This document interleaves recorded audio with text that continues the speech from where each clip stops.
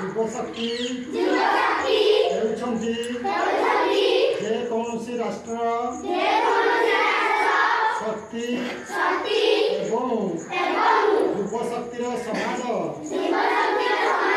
ତଥା ଦେଶର ବିକାଶରେ ଗୁରୁତ୍ୱପୂର୍ଣ୍ଣ ଯୋଗଦାନ ରହିଛି। ତେଣୁ ଏହା ଅତ୍ୟନ୍ତ ଗୁରୁତ୍ୱପୂର୍ଣ୍ଣ ଯେ ସର୍ବାଧିକ ସଂଖ୍ୟକ ଯୁବକ ଯୁବତୀ ନିଶାମୁକ୍ତ ଭାରତ ଅଭିଯାନରେ ସାମିଲ ହୁଅନ୍ତୁ।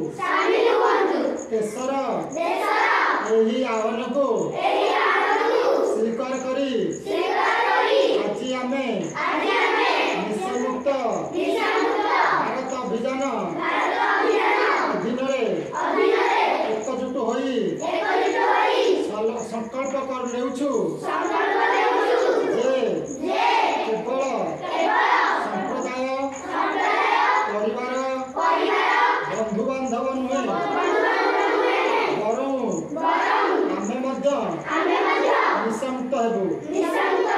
କାରଣ ପରିବର୍ତ୍ତନର ଆରମ୍ଭ ଆମଠାରୁ ହେବା ଉଚିତ।